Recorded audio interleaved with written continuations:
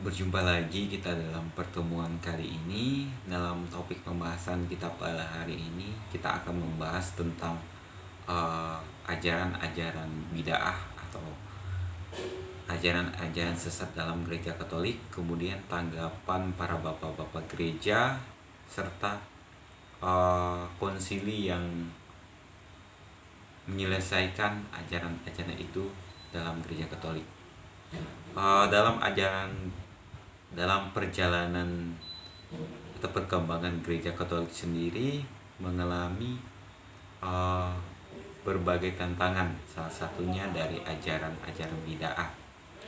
Salah satu ajaran bid'ah yang muncul dalam gereja Katolik yaitu Arianisme dan Nestorianisme. Arianisme yaitu salah satu ajaran bid'ah yang muncul pada abad keempat, di mana pelapor ajaran bid'ah ini yaitu Arius. Ajaran ini menyatakan bahwa Logos merupakan ciptaan Allah dan memang paling unggul dan utama.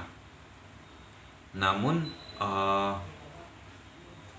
keilahiannya bukan berasal dari atau sama dengan Allah, tetapi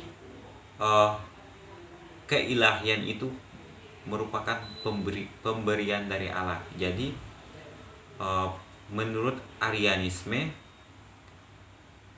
bahwa putra Allah itu memiliki keilahian dan tidak sehakikat dengan Bapa. Keilahian yang dimiliki oleh putra Allah itu sendiri merupakan anugerah dari Allah, sama seperti keilahian yang dimiliki oleh manusia pada umumnya. Kemudian ajaran bid'ah yang muncul dalam perkembangan gereja yaitu Nestorianisme. Ini adalah salah satu ajaran sesat dalam gereja Katolik. Ajaran ini dipelopori oleh Nestorian sendiri, seorang yang berasal dari Syria dan terkemuka di gereja Antioquia. Ajarannya dipandang sesat karena mengecap penggunaan istilah Theotokos, Bunda atau Bunda Allah, untuk gelar Bunda Maria atau Darah Maria. Ia lebih menekankan pada penggunaan Christokos, yaitu Bunda Kristus, karena tidak mungkin baginya seorang darah itu mengandung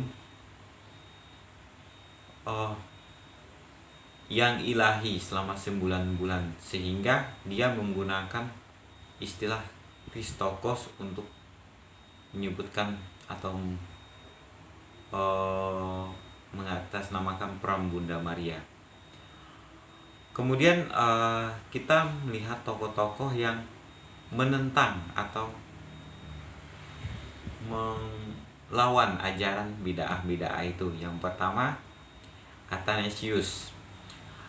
Athanasius adalah seorang uskup yang terlibat dalam Konsili Nisea untuk melawan ajaran Arianisme yang ada pada saat itu.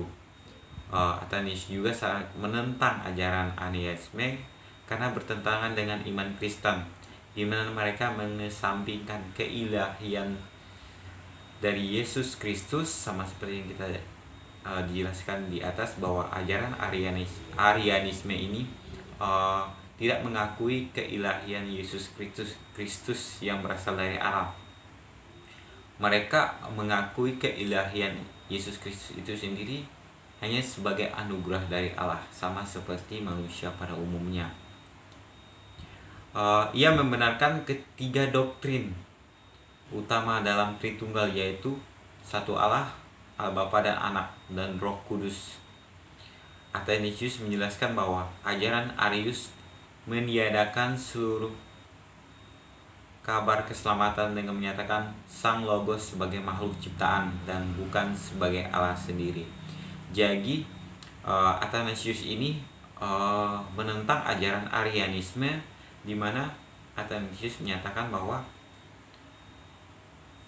doktrin tentang Allah Tritunggal, yaitu Allah yang satu tapi memiliki kepribadian yang beda, tapi pada hakikatnya mereka itu adalah satu, di mana Allah Bapa, Allah Anak, dan Roh Kudus adalah satu kesatuan yang utuh. Tidak dibedakan antara Allah Bapa, Allah Anak, dan Allah Roh Kudus, melainkan mereka itu satu dalam kodratnya. Kemudian tokoh pelapor yang kedua yaitu Gregorius dari Nyssa. Ia menentang ajaran Arianisme yang menentang kealahan Kristus. Ia menyatakan bahwa ketika berbicara tentang Allah, kamu harus diterangi oleh satu sinar dari 3 sinar.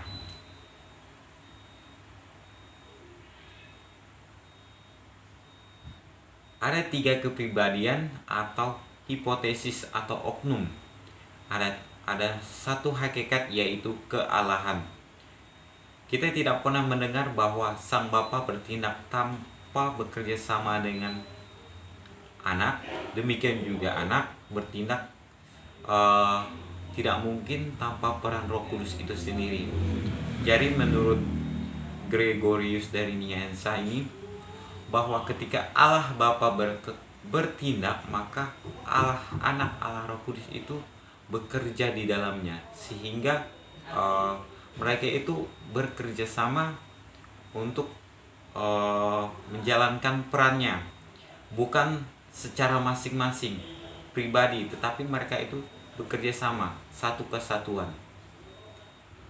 Kemudian untuk menghadapi permasalahan-permasalahan tersebut dalam gereja Katolik, maka diadakanlah suatu pertemuan yang dinamakan Konsili Nicea yang terjadi pada masa Konstantinus pada tahun 325. Hasilnya adalah pengakuan iman yang menyatakan bahwa Anak tidak diciptakan namun dilahirkan. Anak bukan berasal dari tiada, melainkan gambaran dari hakikat Bapa. Istilah homousios pada awalnya tidak digunakan. Namun kemudian karena berbagai pertimbangan, maka dimasukkanlah istilah homousios dan dimasukkan nyalah ketentuan yang mengakui keilahian Allah dari substansi Bapa. Allah hakikat dengan Bapa, maksudnya Allah Anak sehakikat dengan Bapa. Keputusan Konsili Nicea ini menolak ajaran Arius dan menegaskan bahwa Sang Logos atau Putra bukan dijadikan tetapi dilahirkan. Lewat istilah ini, konsili menggarisbawahi bahwa Putra tidak dijadikan sek nihilo, dan juga tidak pernah ada masa di mana Allah Bapa sendirian tanpa Putra. Oleh karena itu tidak berubah-ubah dan kekal. Allah ditandaskan bukan hanya tentang Bapa tetapi juga tentang Sang Logos. Ini menyatakan bahwa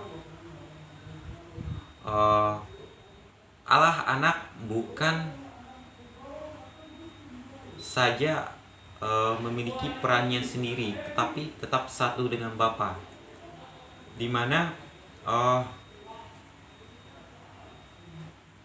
Anak Allah itu bukan dijadikan, maksudnya bukan diciptakan secara sendiri, melainkan gambaran dari Allah itu sendiri. Sehingga ketika Anak Allah bekerja atau Yesus Kristus itu bekerja, maka Allah Putra, Allah Roh Kudus itu, maksudnya Allah Bapa, Allah Putra, Allah Roh Kudus itu juga bekerja secara satu kesatuan, sehingga mereka itu bekerja sama dalam satu substansi. Kemudian Konsili Chalcedon yang dilakukan pada tahun 451 menyatakan bahwa yang sama sempurna adalah kealahan dan yang sama sempurna adalah kemanusiaan. Allah yang sejati dan manusia yang sejati, yang mempunyai jiwa dan tubuh yang rasional, yang sama dengan manusia. Dan pada hari-hari terakhir ia dilahirkan dari perawan Maria, Theotokos, oleh karena itu demi keselamatan kita. Dalam konsili Kalsedon ini menyatakan bahwa Allah itu adalah satu kesempurnaan. Maksudnya satu kesatuan, di mana Allah Bapa, Putra, dan Roh Kudus merupakan satu kesatuan, di mana Allah Bapa mempunyai kuasa, kemudian diturunkan kepada Allah Anak, serta dijalankan atau dilaksanakan oleh Allah Roh Kudus, sehingga mereka bekerja sama dalam karyanya untuk alam semesta ini. Baik, sekian penjelasan kita atau pembahasan kita pada hari ini. Terima kasih, sampai jumpa lagi dalam pertemuan berikutnya.